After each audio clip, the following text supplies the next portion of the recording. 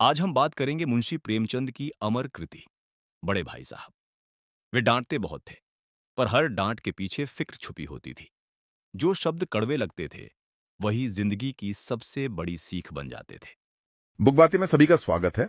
हम में से ज्यादातर लोगों ने स्कूल में मुंशी प्रेमचंद की कहानी बड़े भाई साहब जरूर पढ़ी होगी। हमें वो मेहनती किताबी कीड़ा बड़ा भाई और वो खेलने कूदने वाला छोटा भाई सब याद है।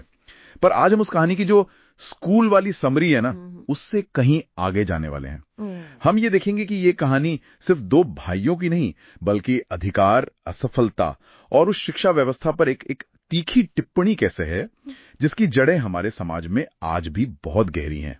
नमस्कार। और ये बात बहुत दिलचस्प है क्योंकि पहली नजर में तो ये एक बड़ी सीधी सादी कहानी लगती है, लेकिन प्रेमचंद की खूबी ही यही है। वो आम किरदारों के जरिए बहुत बड़े सवाल खड़े कर देते हैं। यहाँ सवाल सिर्फ ये नहीं है कि पढ़ाई जरूरी है या खेलकूद। सवाल ये है कि ज्ञान का असल मतलब क्या है और अधिकार और जिम्मेदारी के बीच की वो महीन सी रेखा क्या है। और जब आपकी पूरी पहचान ही दांव पर लग जाए तो इंसान क्या करता है। तो चलिए इसी अधिकार और जिम्मेदारी के धागे को पकड़कर शुरू करते हैं। कहानी की शुरुआत में बड़े भाई साहब एक आदर्श विद्यार्थी और एक सख्त अभिभावक दोनों की भूमिका में नजर आते हैं। वो घंटों पढ़ते हैं, एक ही क्लास में सालों से हैं, फिर भी छोटे भाई को हर वक्त खेलने के लिए डांटते रहते हैं। तो क्या ये उनकी जिम्मेदारी का एहसास है या अपने अधिकार को जताने का एक तरीका?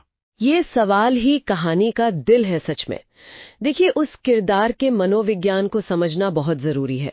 वो सिर्फ एक बड़ा भाई नहीं है, वो एक ऐसी व्यवस्था का प्रतीक है जो रटने को ही ज्ञान मानती थी। सोचिए, उस समय की जो ब्रिटिश औपनिवेशिक शिक्षा प्रणाली थी, उसका मकसद क्या था? क्लर्क तैयार करना। बिल्कुल, ऐसे क्लर्क तैयार करना जो अनुशासित हो, नियमों का पालन करें और सवाल ना पूछें। बड़े भाई साहब उसी व्यवस्था के एक आदर्श उत्पाद है। उनके लिए किताब के बाहर की दुनिया मतलब खेल कूद, पतंगबाजी, ये सब अनुशासनहीनता है। हाँ, एक तरह का खतरा है। मतलब उनकी सख्ती सिर्फ छोटे भाई के लिए नहीं थी, बल्कि वो खुद भी उस सख्ती के शिकार थे। वो जिस नियम को अपने भाई पर थोप रहे थे, उसी नियम के बोझ तले वो खुद भी दबे हुए थे। बिल्कुल, वो उस सिस्टम की जेल में बंद एक कैदी हैं, जो दूसरे को भी उसी जेल में रहने के फायदे गिना रहा है। उनकी डांट में छोटे भाई के लिए चिंता तो है, मैं मानती हूँ, लेकिन उससे ज्यादा उस सिस्टम का डर है जिसे वो सच मान बैठे हैं। उन्हें लगता है कि अगर छोटा भाई इस रास्ते से भटका तो वो फेल हो जाएगा। सिर्फ इम्तिहान में नहीं, बल्कि जिंदगी में। हाँ, जिंदगी में। उनकी हर डांट, हर भाषण असल में उनके अपने डरों की आवाज है। और फिर आता है कहानी का पहला बड़ा मोड़, परीक्षा के नतीजे। यहाँ आकर बड़े भाई साहब की बनाई हुई वो अनुशासन और मेहनत की पूरी दुनिया भरभरा कर गिर जाती है। छोटा भाई जो हर वक्त खेलता था, वो पास हो जाता है, और बड़े भाई साहब जो ज्ञान के अवतार थे, वो फेल हो जाते हैं। ये सिर्फ एक अकादमिक नतीजा नहीं है, ये उनकी विचारधारा का, आप कह सकती हैं, दिवालियापन है। जिस तर्क पर उन्होंने अपना पूरा वजूद खड़ा किया था, वो एक ही झटके में ढह गया। और यहाँ प्रेमचंद एक बहुत कमाल की बात लिखते हैं कि उनकी प्रतिक्रिया गुस्सा या जलन नहीं थी, बल्कि सिर्फ चुप्पी थी। वो खामोशी बहुत कुछ कहती है। उस खामोशी के क्या माने हो सकते हैं? क्या वो शर्म थी, या इस बात का सदमा कि जिस भगवान की वो पूजा कर रहे थे, उसी ने उन्हें प्रसाद नहीं दिया? मेरे ख्याल से उससे भी गहरा है। ये एक पहचान का संकट है, आइडेंटिटी क्राइसिस। उनकी बड़े भाई होने की जो अथॉरिटी थी, वो सिर्फ उम्र से नहीं, बल्कि अकादमिक श्रेष्ठता से आती थी। सही बात है। वो इसलिए बड़े थे क्योंकि वो ज्यादा जानते थे, ज्यादा पढ़े लिखे थे। तो जब वो फेल हुए और छोटा भाई पास हो गया, तो उनकी वो श्रेष्ठता खत्म हो गई। अब वो किस मुंह से उसे डांटे? एग्जैक्टली। वो चुप्पी उनके अधिकार के टूटने की आवाज है। वो हैरान है, परेशान है, और शायद पहली बार अपने विश्वास पर सवाल उठा रहे हैं। और ये एक बार नहीं होता, नहीं, ये 2 बार होता है। दूसरी बार जब वो फेल होते हैं और छोटा भाई अपनी क्लास में फर्स्ट आ जाता है, तब तो उनका रवैया पूरी तरह बदल जाता है। अब डांट डपट बंद। हाँ, और यहाँ उनका किरदार और भी ज्यादा जटिल और दिलचस्प हो जाता है। जब उनकी एकेडमिक श्रेष्ठता का हथियार काम नहीं करता, तो वो एक नया हथियार निकालते हैं, अनुभव। अब वो कहते हैं, मैं तुमसे 5 साल बड़ा हूँ और हमेशा रहूंगा। जिंदगी का जो तजुर्बा मुझे है, वो तुम्हें नहीं हो सकता। यहाँ मुझे हमेशा एक सवाल आता है, क्या ये उनका असली ज्ञानोदय है, कि उन्हें समझ आ गया कि किताबी ज्ञान से बड़ा जिंदगी का अनुभव होता है, या ये सिर्फ अपनी सत्ता बनाए रखने की एक नई रणनीति है, एक तरह का मनोवैज्ञानिक दांवपेच कि अगर मैं नंबरों में तुमसे नहीं जीत सकता तो मैं उम्र के अखाड़े में तुम्हें हराऊंगा। क्या बात है, यही इस कहानी का सबसे बारीक विश्लेषण है। और सच कहूं तो इसका कोई एक सीधा जवाब नहीं है। एक तरफ से देखें तो ये एक इंसान की हार न मानने की कोशिश है।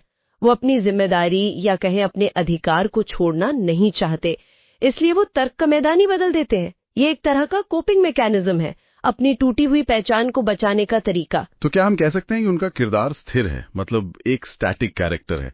वो अपनी रणनीति बदलते हैं लेकिन उनका जो मूल स्वभाव है, छोटे भाई पर नियंत्रण बनाए रखने की इच्छा, हाँ, वो नहीं बदलती। काफी हद तक। लेकिन मैं ये भी कहूंगी कि इस प्रक्रिया में अनजाने में ही सही वो एक बड़ी सच्चाई के करीब पहुंच जाते हैं।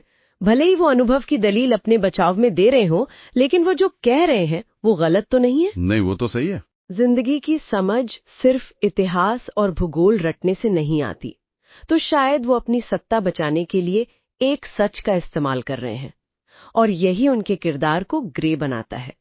वो ना तो पूरी तरह सही है, ना पूरी तरह गलत। वो बस एक मजबूर इंसान है जो अपनी भूमिका को निभाने की कोशिश कर रहे हैं। चलिए कहानी के उस पल पर चलते हैं जहां ये सारी बातें खत्म हो जाती हैं। क्लाइमैक्स में छोटा भाई एक पतंग के पीछे भाग रहा है और गिर जाता है, और बड़े भाई साहब आते हैं और वो कुछ नहीं कहते, एक शब्द भी नहीं। एक शब्द भी नहीं, ना कोई डांट, ना कोई भाषण, ना अनुभव की कोई दलील। वो बस चुपचाप उसे उठाते हैं, उसके जख्म साफ करते हैं, और उस एक खामोश एक्शन में वो हजारों शब्द कह जाते हैं जो वो पहले कभी नहीं कह पाए। और छोटे भाई को भी उसी पल एहसास होता है कि वे पढ़ाई के नहीं, जिंदगी के शिक्षक थे। वो एक पल उन महीनों की डांट फटकार पर भारी पड़ जाता है। ऐसा क्यों? उस खामोशी में ऐसा क्या था? उस खामोशी में सिर्फ और सिर्फ परवाह थी, कोई एजेंडा नहीं था। जब वो डांटते थे तो उसमें एक एजेंडा होता था, उसे सही रास्ते पे लाने का, अपनी अथॉरिटी जताने का। लेकिन जब उन्होंने उसे उठाया तो वो सिर्फ एक बड़े भाई का अपने छोटे भाई के लिए निस्वार्थ प्रेम और चिंता थी। उस पल में जिम्मेदारी ने अधिकार पर जीत हासिल कर ली। वाह! छोटे भाई ने पहली बार अपने भाई का वो रूप देखा जो किसी नियम या किताब का मोहताज नहीं था।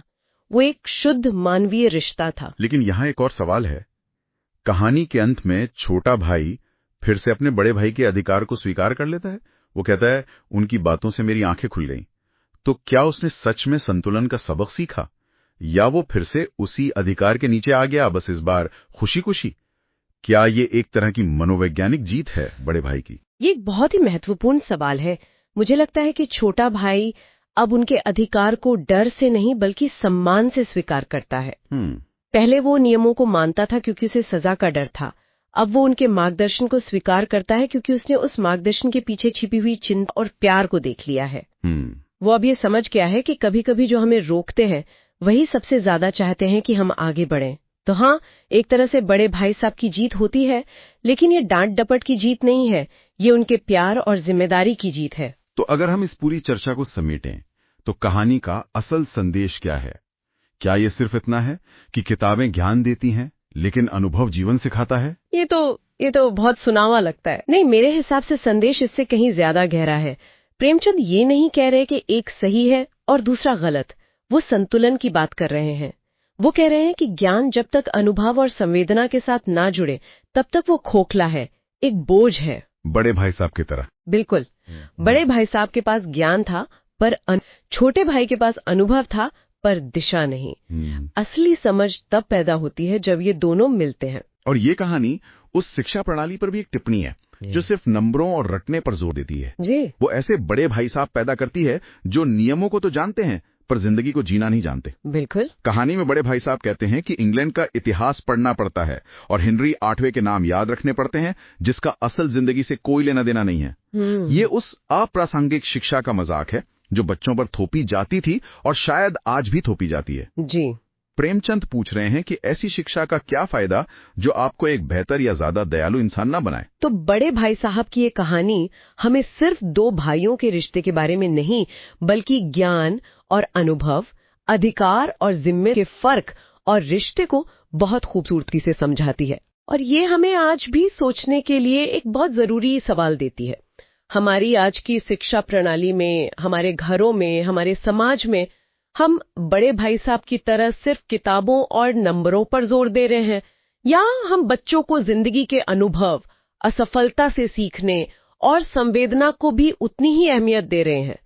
कहीं हम भी ज्ञान के बोझ तले दबे हुए जिंदगी से दूर तो नहीं होते जा रहे? एक ऐसा सवाल जो शायद हम सबको खुद से पूछना चाहिए। बुक बातें में आज शामिल होने के लिए सभी का बहुत बहुत धन्यवाद। अगर आपको हमारी ये चर्चा पसंद आई तो कृपया इसे लाइक, कमेंट और शेयर करें। और ऐसे ही दिलचस्प कंटेंट के लिए हमारे चैनल को सब्सक्राइब करना ना भूलें और लेटेस्ट अपडेट्स पाने के लिए बेल आइकन जरूर दबाएं। अगली बार फिर मिलेंगे।